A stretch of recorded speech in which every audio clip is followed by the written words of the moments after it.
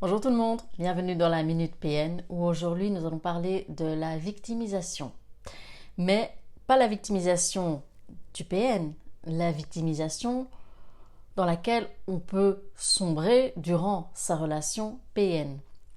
Et du coup devenir toxique pour notre entourage.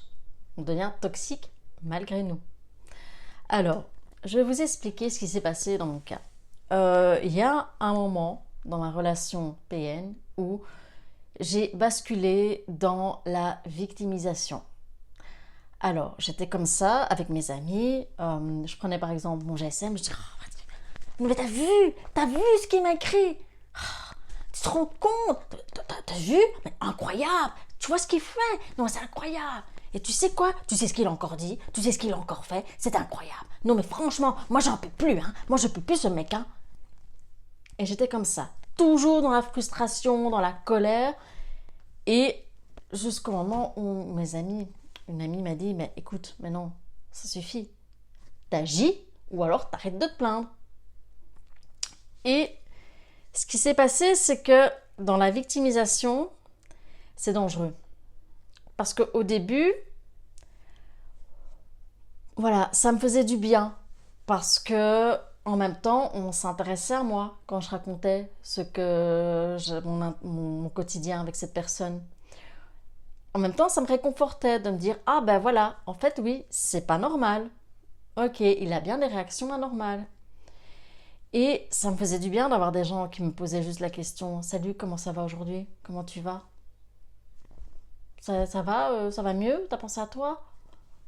Voilà, ça faisait du bien de quelqu'un qui voyait que j'existais pas pour faire des tâches administratives ou ménagères, mais qu'en tant que personne, j'existais. Puisque les pervers narcissiques nous transforment en objets, en assistants personnels. Donc, c'est compliqué de sortir de ce rôle de victime qui, en même temps, eh bien, nourrit le jeu de notre bourreau, le ou la perverse narcissique. Et à un moment donné, il faut avoir cette prise de conscience, de se dire, voilà, la situation, elle ne changera pas dans le bon. Puisque vous avez en vous de quelqu'un qui est incapable de se remettre en question, qui est dans un acte de destruction de l'autre, de votre vie, de la vie que vous avez construite ensemble. Donc la situation, elle ne s'améliorera pas.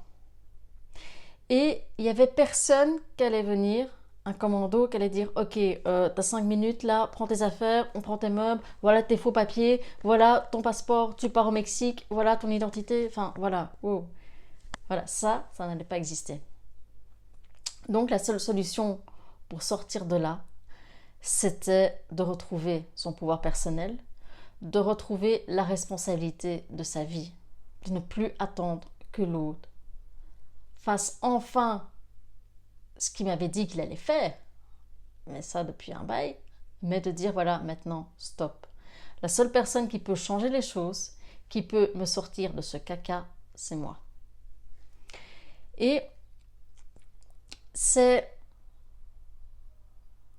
normal de se poser parfois en victime. Et je dis pas que quand on décide de sortir de la victimisation, on n'a plus jamais ce sentiment de pester contre telle ou telle situation, telle ou telle personne, de se dire ah mais pourquoi ça m'arrive encore, ah c'est pas possible. Non, le truc c'est que voilà, on peste, on sort ce qu'on a à sortir, notre colère, notre frustration, mais on reste plus bloqué dessus, on tourne plus en rond. Voilà, on accepte notre émotion, on est là, on la nie pas, on la minimise pas, on l'accepte, on la sort.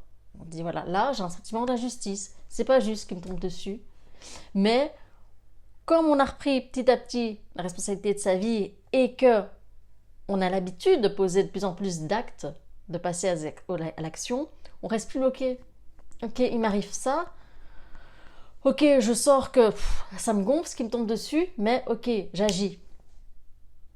Ça, c'est sortir petit à petit de la victimisation. Ça fait partie des leçons aussi d'après PN. C'est de se dire, voilà, wow, moi je reste plus là à ruminer, à dire c'est pas juste, c'est pas juste, c'est pas juste, c'est pas juste. Voilà, Calimero. Voilà, j'avais aussi, autant je reprochais au PN d'être Calimero, Bon, en même temps, je le faisais aussi. Mais voilà, c'est ça qui est important, c'est de dire, si je veux que les choses changent, c'est que je dois passer au-dessus de ma peur.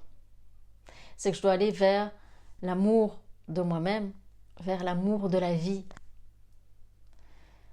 Donc, je ne sais pas si ça peut vous aider, mais vous allez voir, quand vous allez petit à petit reposer des actions au lieu de subir, de avoir ce sentiment que vous n'avez pas de pouvoir sur quelque chose, mais que vous allez de plus en plus à poser des actions, votre confiance en vous va de plus en plus augmenter.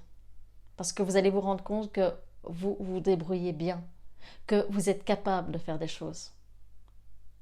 Donc voilà, pour vous, ça va être une fierté, une satisfaction personnelle.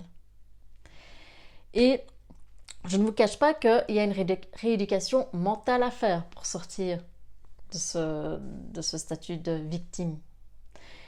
C'est de se dire que votre énergie, elle peut créer ce que vous voulez.